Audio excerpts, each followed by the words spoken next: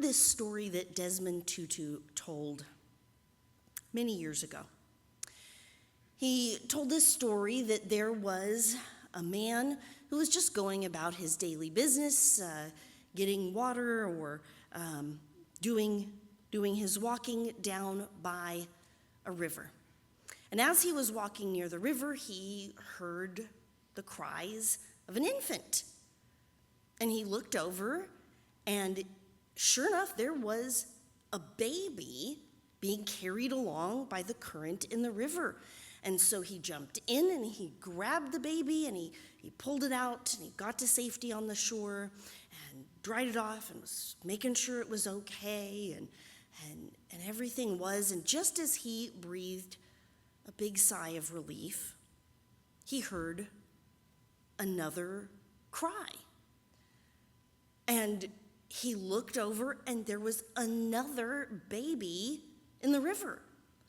So he hollered for some help, and somebody came from nearby and grabbed the baby that he had just taken out of the river, and he went and jumped in and grabbed that baby and got it out and was making sure that it was okay. And they were thinking, this is just really, really strange. And they hear another cry. And they look back and there's another baby in the river. And so they call for some more help and some more people come. And it was like as soon as they got one rescued, they would hear another. One after the other, they were rescuing these babies from the river. And quite a crowd had gathered. There was a bunch of people, and they were, making sure that all the babies were okay, and there was ones that were in the water. It wasn't just him, jumping in anymore. And then somebody notices that the first guy that, started the whole rescue operation, he just starts taking off. He just leaves. And she looks at him and says, "What are you doing? We are in a crisis situation. There are people who need your help." And he says, "Yes, I know. I'm going upriver to see who is throwing babies in the river." It was a really impactful story for me.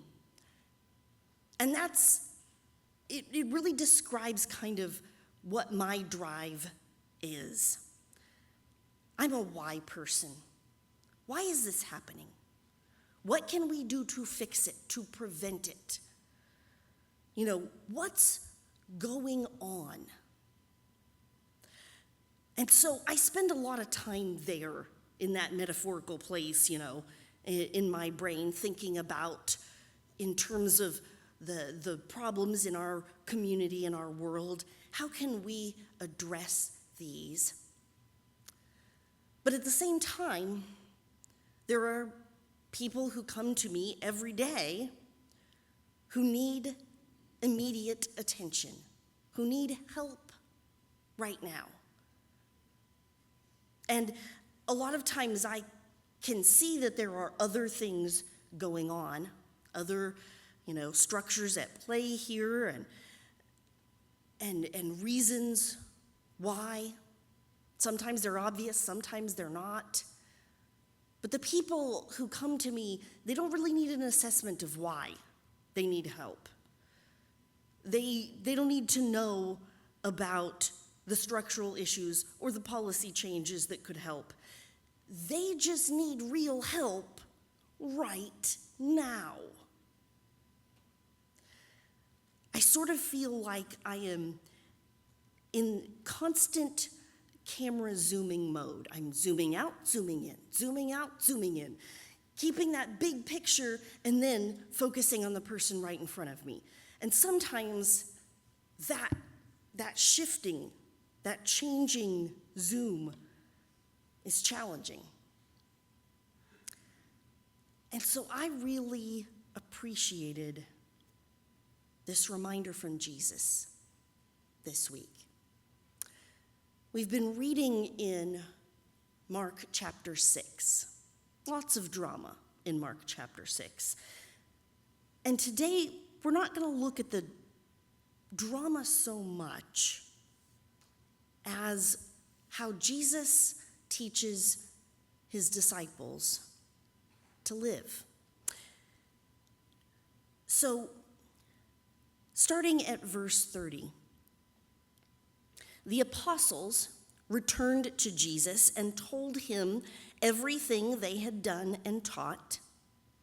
Many people were coming and going, so there was no time to eat.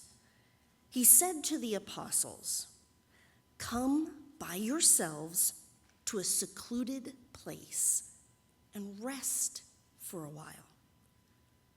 They departed in a boat by themselves for a deserted place. Many people saw them leaving and recognized them, so they ran ahead from all the cities and arrived before them. When Jesus arrived and saw a large crowd, mind you, where he expected to see a deserted place,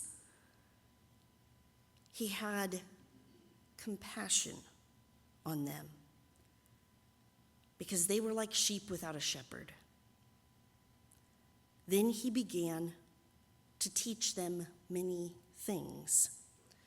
And we're going to skip a few verses here, and I'll just kind of summarize what's going on. Mark goes on to tell us about this time that he's teaching, and the people are hungry, and he ends up performing this miracle of feeding more than 5,000 people with 5 loaves, small loaves of bread and 2 fish.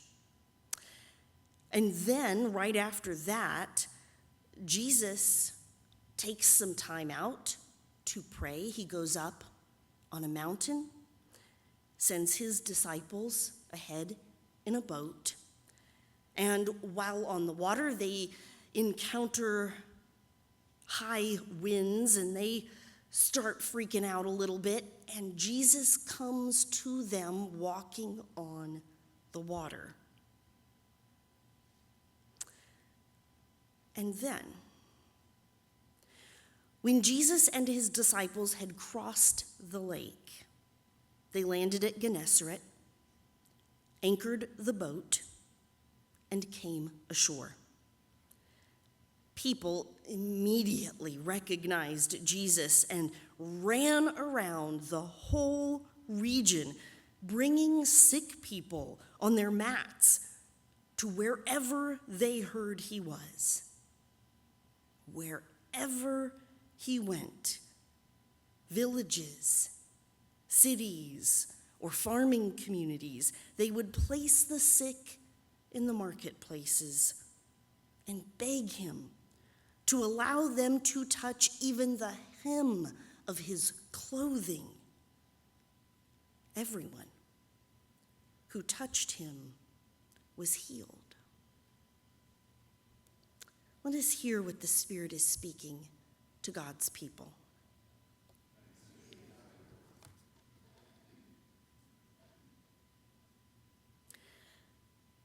Now, I know it seems odd that we have skipped like the more interesting, exciting parts, and I've shared 2 sort of narrating bits, just these summary paragraphs. But it's this whole picture I want us to look at. Actually, it's the movement, the rhythm of back and forth between caring for the needs of others, doing this hard work of justice and healing, and making sure that the disciples are staying spiritually grounded, that their needs are met.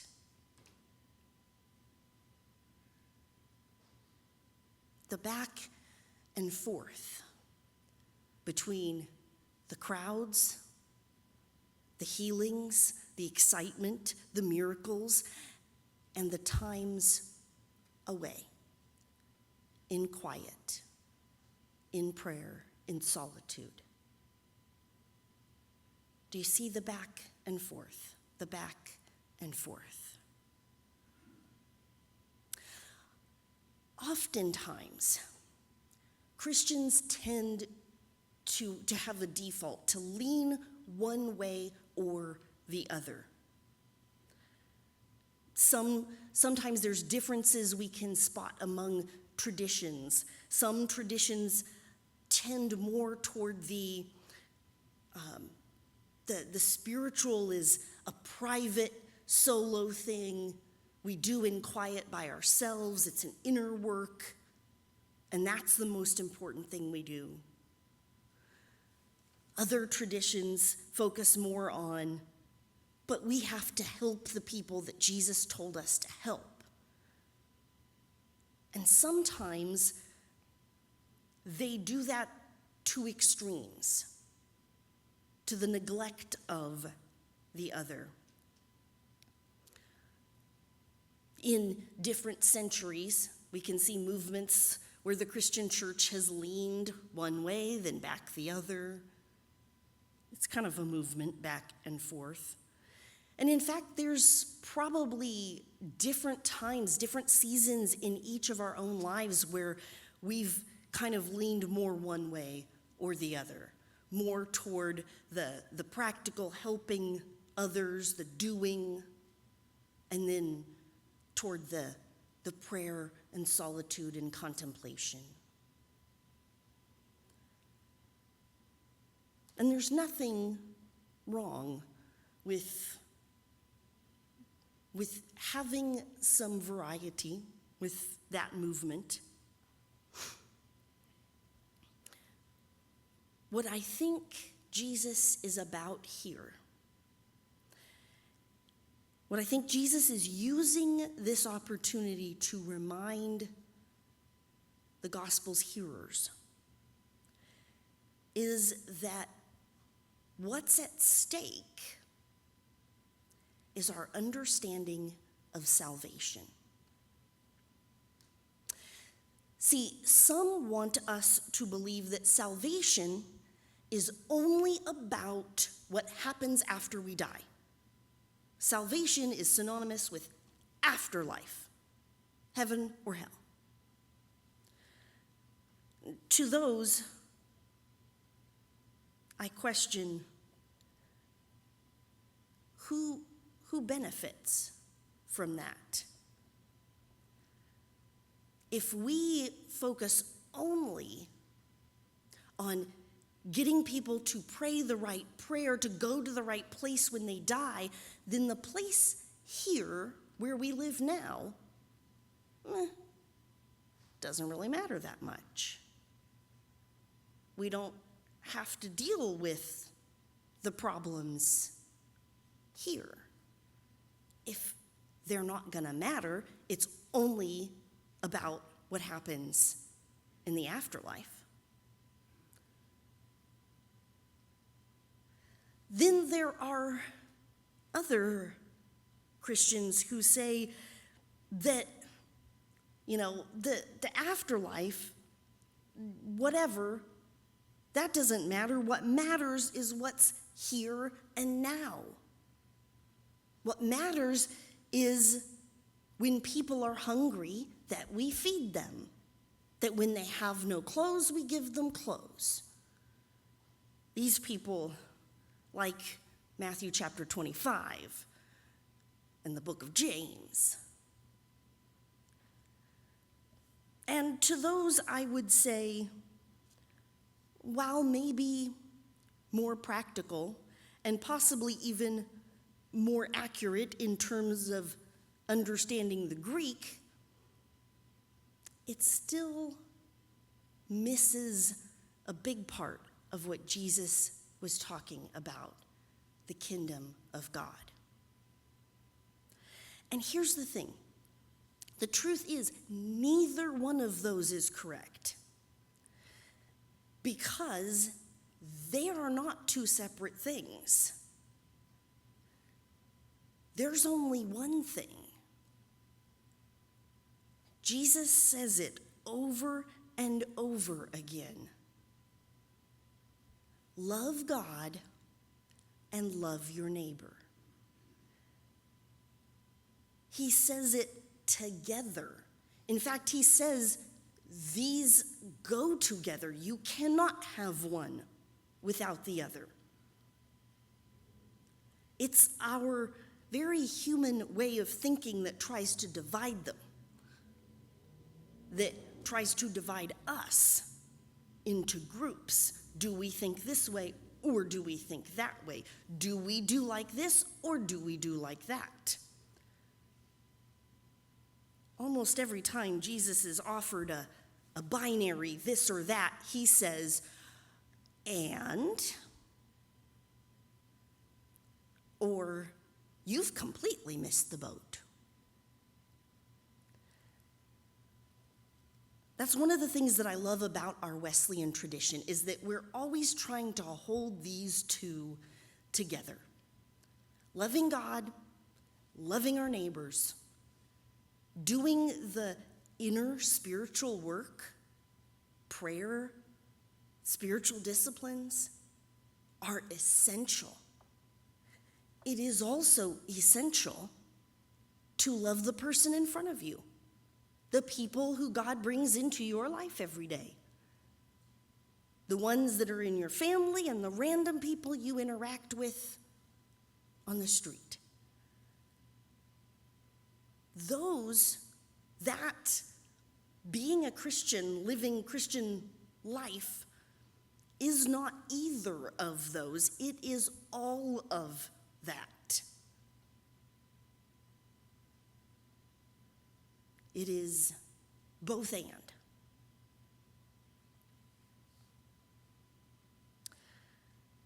A professor of worship and liturgy, Claudio Carvallis, says, "A heart without action is ineffective, and an action without a heart is empty."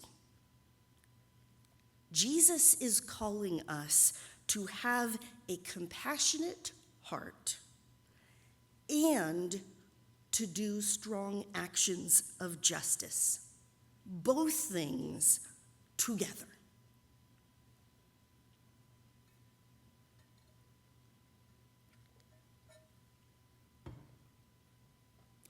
That's our challenge.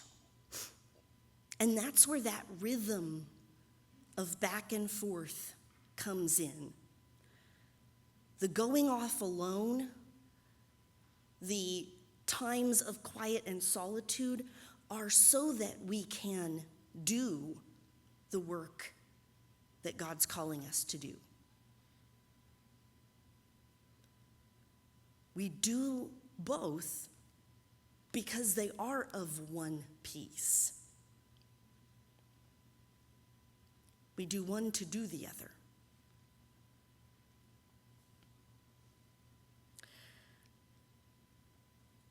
So I appreciate that Jesus knows it's somewhat of a constant zooming situation, in and out, thinking about the big picture, how things all fit together, and about the people who are right in front of us right now. About making sure that we're right with God, that our motives are good, and that we care for and love our neighbors. It's all the same thing. It's all being a disciple.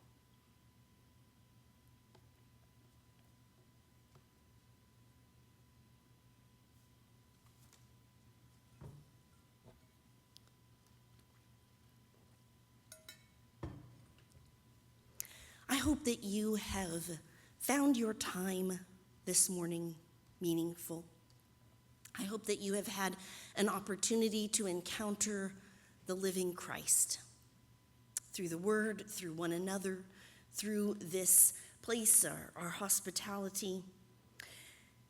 And I want to invite you to consider what your next step is in your journey of faith. If you would like to visit with me and get some help in discerning what your next step might be, my contact information is on the bottom of that prayer request page. You can call, text, or email me, and I would love to help you talk about what God might be leading you to next. And if you would like to share a decision, if you're ready to make and share that decision this morning, whether it's to accept Christ for the first time, to reaffirm your faith in Christ, or to join with our community of faith, I would love to celebrate that with you, and I would like to invite you to come and share that with me as we all stand and sing one more song together.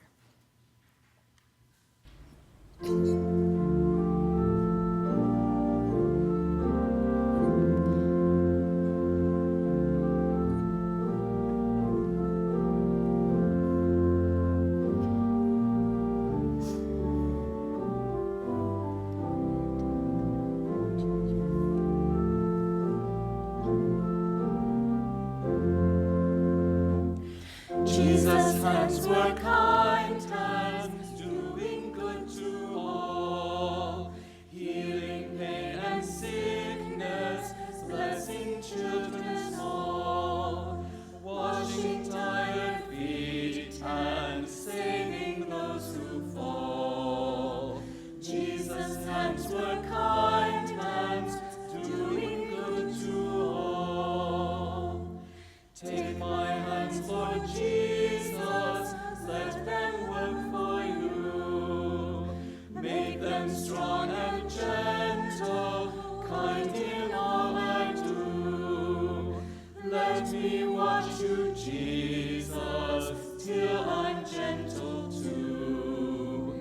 Till my hands are kind hands, quick to work for you.